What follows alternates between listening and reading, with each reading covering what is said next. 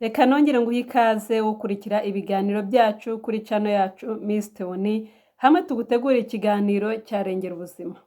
Hari abantu benshi rero bagira ibibazo byo kuribwa n'igifu, rimwe na rimwe uburibwe bukaza mu gihe gitandukanye cyangwa se bukaza butunguranye, ugasanga umuntu rwose arababara mu nda bikabije, ukumva harimo umuriro, ukumva inyama zo mu nda ziri gushya, mbese usanga kenshi mwene abo bantu ari ububabare usanga rwose bubagoye kwihanganira, ku buryo hari n'uwo bajyana kwa muganga akagenda ataka kubera bwa bubabare, nyamara hari ikintu wakabaye wakoze mbere ukaza kumuzana ububabare bworoshye, ububabare bwagabanyutse.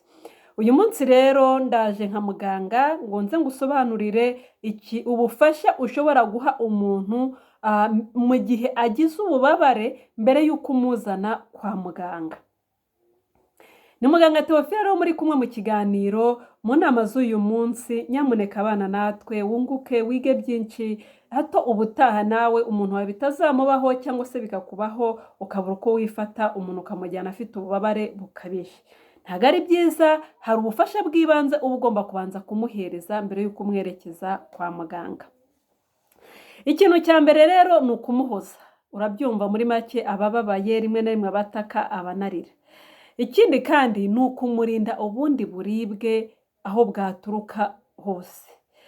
Ushobora kuba wibaza ati wamurinda ubundi buribwe gute n'ubundi ko atari njye wamuteje ubwa mbere, namurinda ubundi gute?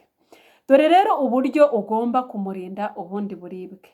Umuntu wagize ikibazo cyo kugira crise y'igifu, ikintu cya mbere ugomba gukora ni ukumureka yicaye cyangwa se aryame ahantu hamworoheye bitewe n'icyo we ahisemo, bitewe n'uburyo icyo yumva ashaka gukora.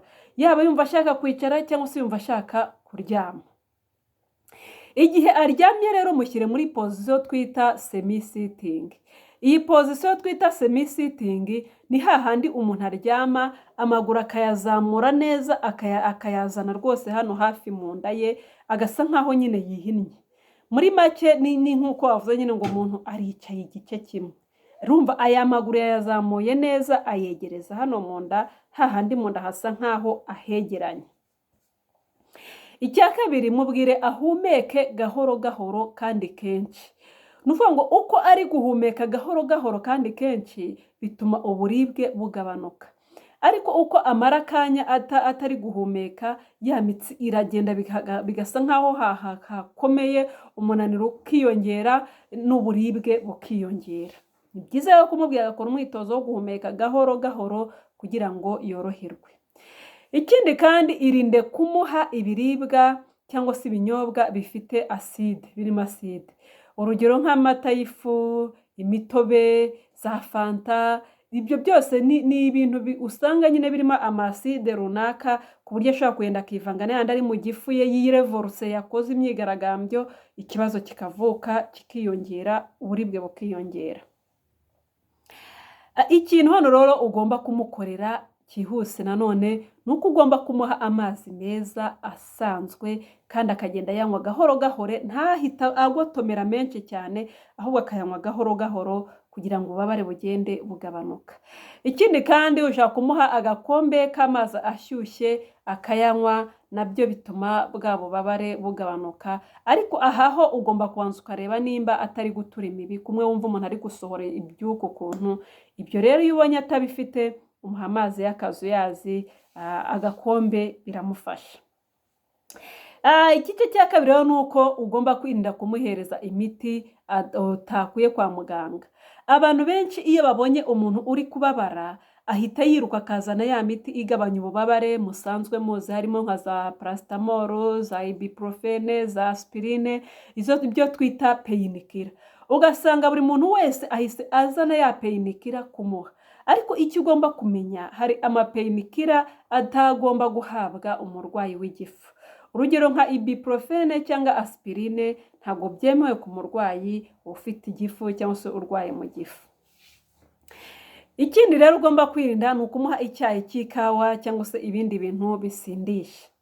Niba rero asanganywe imiti, yireba hiri, ya yindi muganga yamwandikiye n'ubundi uyimuhe anywe, kuko akenshi iyo miti iba ari iyo kugabanya acide mu gifu.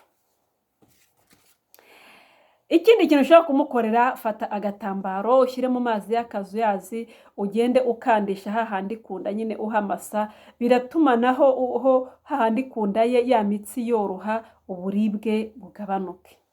Si byiza kwirengagiza umuntu wagize crise y'igifu.